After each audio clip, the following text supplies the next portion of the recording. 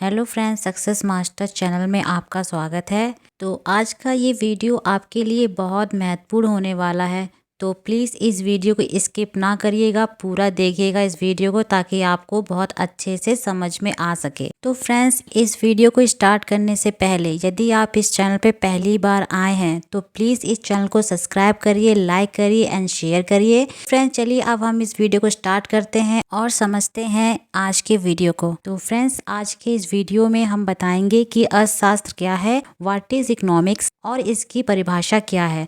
तो चलिए अब हम समझते हैं। दोस्तों, सन 1776 यानी कि सन 1776 में एक बुक आई थी जिसका नाम था an inquiry into nature and causes of wealth of nation. तो इस वीडियो में हम आगे बढ़े उससे पहले एक इम्पॉर्टेंट बात बता दूं, तो ये book an inquiry into nature and causes of wealth of nation का अर्थशास्त्र में बहुत महत्वपूर्ण स्थान है। यह अर्थशास्त्र की एक बहुत प्रमुख किताब है।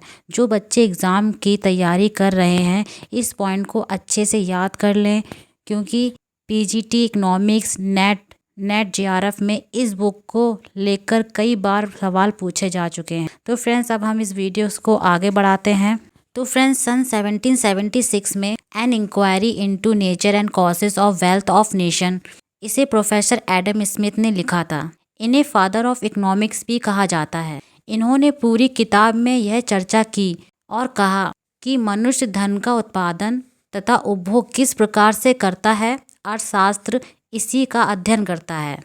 प्रोफेसर एडम स्मिथ का यहाँ पे धन से तात्पर्य यह है कि हर एक ऐसी वस्तु जिसकी अपनी एक कीमत हो, केवल रुपए पैसा नहीं बल्कि आपकी कार, आपका घर, आपकी संपत्ति, हर एक ऐसी चीज़ जिसकी अपनी एक कीमत हो वह धन कहलाता है। तो फ्रेंड्स, प्रोफेसर एडम स्मिथ ने, जिन्हें हम फादर ऑफ इकोनॉमिक्स भी कहते हैं, इन्होंने अपनी परिभाषा अपनी book an inquiry into nature of causes of wealth of nation में जब अर्थशास्त्र का अध्ययन किया तो उसमें इन्होंने अपनी परिभाषा में धन को भी जोड़ दिया।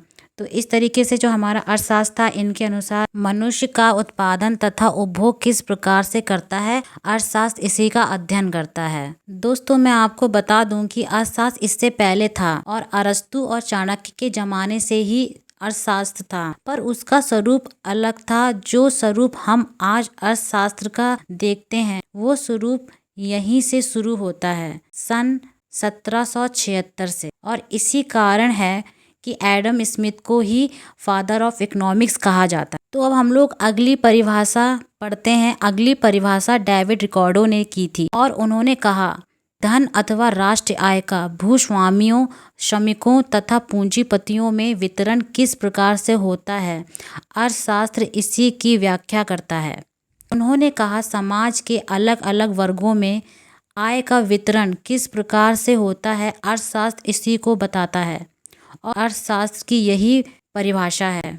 दोस्तों, उस समय अर्थशास्त्र में बहुत आलोचनाएं होती थीं, क्योंकि अर्थशास्त्र को केवल धन से जोड़ा जाता था और कहा जाता था अर्थशास्त्र और कुछ नहीं है, केवल धन का विज्ञान है। पर दोस्तों, मैं आपको बता दूं कि अर्थशास्त्र केवल धन का विज्ञान ही नहीं है, वो इससे कहीं अधिक है। धन जो है वह अर्थशास्त्र का एक छोटा सा हिस्सा है। अर्थशास्त्र जैसे जैसे विकसित होता गया, इसमें और भी चीज़ें जुड़ती चली गईं। अब अगली परिभाषा प्रोफेसर अल्फ्रेड मार्शल की है। इन्होंने कहा कि वास्तव में धन केवल एक साधन मात्र है और मनुष्य का कल्याण साध्य है। इन्होंने इसमें एक नई चीज़ जोड़ दी, वह था मनुष्य का कल्याण, और यह सबसे महत्वपूर्ण चीज़ है। अब अर्थशास्त्र केवल धन का विज्ञान नहीं था और ना ही केवल वो साधन के वितरण की बात करता था, बल्कि अब वो मनुष्य कल्याण की भी बात करता था। इसमें एक तत्व भी जुड़ गया, वह था मनुष्य कल्याण। उन्होंने कहा, मनुष्य अपने दैनिक जीवन में जो कुछ भी काम करता है, दरअसल वह इसलिए करता है क्योंकि उसे सुखी जीवन जीना है और अर्थशास्त्र इसी का अध्ययन करता है।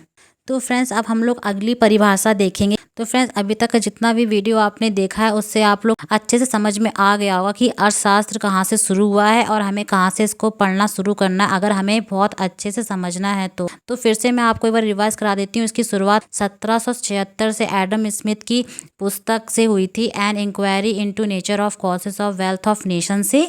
और हमारे एडम स्मिथ को ही फादर ऑफ इकोनॉमिक्स कहा जाता है। और एडम स्मिथ ने अपनी बुक के अंदर मनुष्य धन का उत्पादन तथा उपभोग किस प्रकार से करता है, अर्थशास्त्र इसी का अध्ययन करता है, इस बात का जिक्र किया था। उन्होंने धन को काफ़ी जोर दे के बोला था, उन्होंने धन के ऊपर अपनी चर्चा करी थी, अर्थशास्त्र को जोड़ा था। एडम स्मिथ के बाद अगली जो परिभाषा थी डेविड रिकार्डो ने दी थी।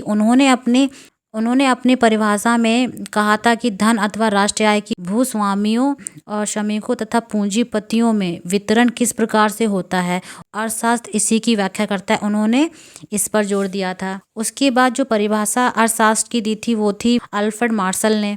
तो अल्फ्रेड मार्शल ने अपनी परिभाषा में मनुष्य कल्याण को जोड़ दिया और उन्होंने अर्थशास्त्र में एक नया अध्ययन जोड़ दिया था, मनुष्य कल्याण का। तो फ्रेंड्स, आई होप आप लोग अभी तक इतना समझ गए होंगे और इसे बहुत अच्छे से क्लियर कर लीजिए, ताकि आगे जब आप इकोनॉमिक्स पढ़ेंगे तो ये बेसिक चीज़ें आपको बहुत अच्छे से आनी चाहिए, तो काफ़ी हेल्प करेगी। ये हमारे जो प्रोफेसर्स के नाम हैं ये सब बहुत इंपॉर्टेंट रखते हैं। तो चलिए अब हम अपनी आगे देखते हैं और किन किन ने परिभाषाएँ दी थी, अब हम सबको समझते हैं एक साथ। अगली परिभाषा लॉर्ड रॉबिन्स की है। इन्होंने अपनी किताब nature and significance of economic science, इसमें इन्होंने व्याख्या की और कहा, अर्थशास्त्र वह विज्ञान है जो अनेक उद्देश्यों और वैकल्पिक उपयोगों वाले दुर्लभ साधनों के संबंध में मानव व्यवहार का अध्ययन करता है। और यह परिभाषा सबसे अधिक स्टैंडर्ड मानी जाती है अर्थशास्त्र के अंदर, और अर्थशास्त्रियों ने इसे बहुत सपोर्ट किया। तो यहाँ पर इस परिभाषा को समझना होगा कि यहाँ पर दुर्लभ साधन क्या हैं, उनके वैकल्पिक उपयोग क्या हैं।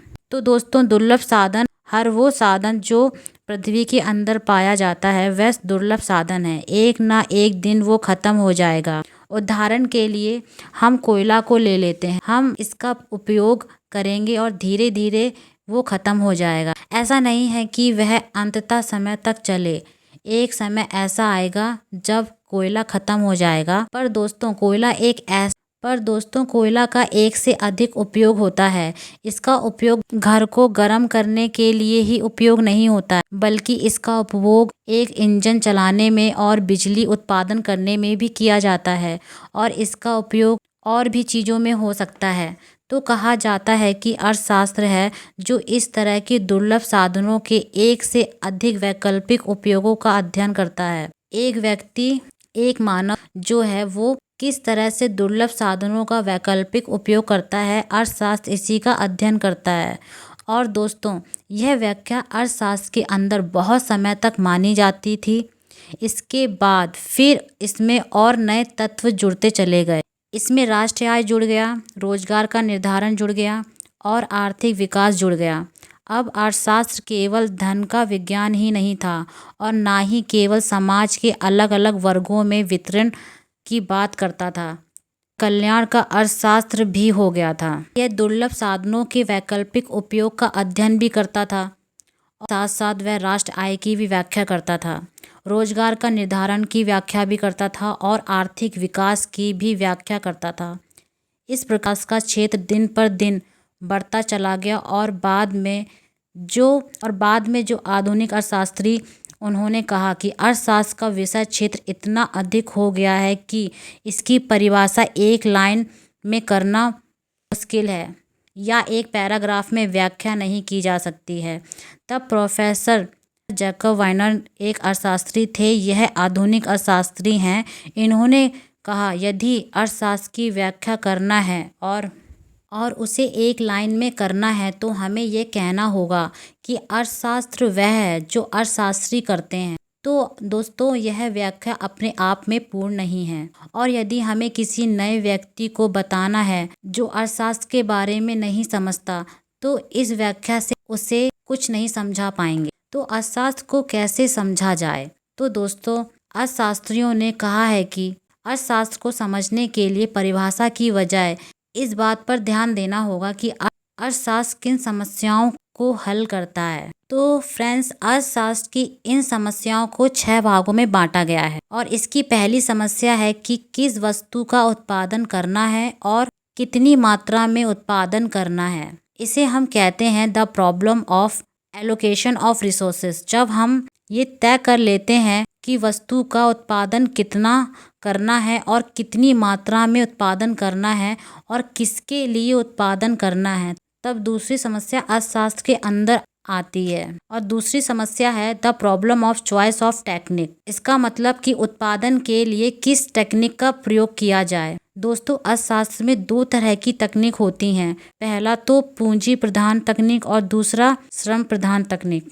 पूंजी प्रधान तकनीक ऐसी तकनीक होती है जिसमें अधिक मशीनों का प्रयोग किया जाता है और श्रम प्रधान तकनीक ऐसी तकनीक होती हैं जिसमें ज़्यादा से ज़्यादा श्रमिकों का प्रयोग किया जाता है और ज़्यादा मानव श्रम का प्रयोग किया जाता है।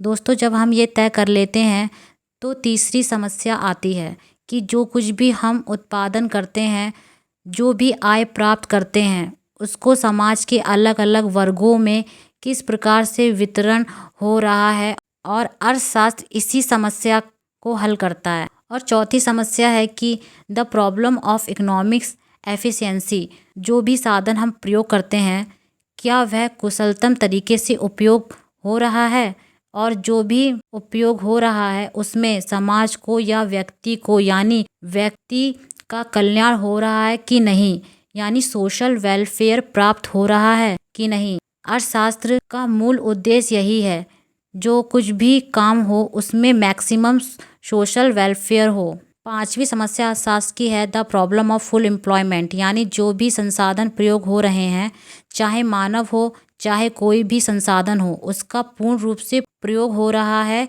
कि नहीं। और इसकी छठी समस्या यह है कि इसे हम कहते हैं the problem of economic growth, यानी कि यह तय करना कि कुछ भी हम कर रहे हों उसका अर्थशास्त्र पर या अर्थव्यवस्था पर क्या प्रभाव पड़ रहा है, अर्थव्यवस्था बढ़ रही है कि नहीं बढ़ रही है। इस तरह से अर्थशास्त्र की इन 6 समस्याओं को यदि हम समझ जाते हैं तो हम समझ जाते हैं कि अर्थशास्त्र की परिभाषा क्या है, कि अर्थशास्त्र की परिभाषा क्या है। तो दोस्तों, ये वीडियो यहीं पर समाप्त होता है और आपको ये वीडियो कैसा लगा मुझे ज़रूर बताइएगा। अगर आपको ये वीडियो अच्छा लगे तो लाइक करें, शेयर करिए, सब्सक्राइब कीजिए हमारे चैनल को। वीडियो देखने के लिए धन्यवाद। अब मैं आपको मिलती हूँ अपने नेक्स्ट वीडियो में नए टॉपिक के साथ। Thank you.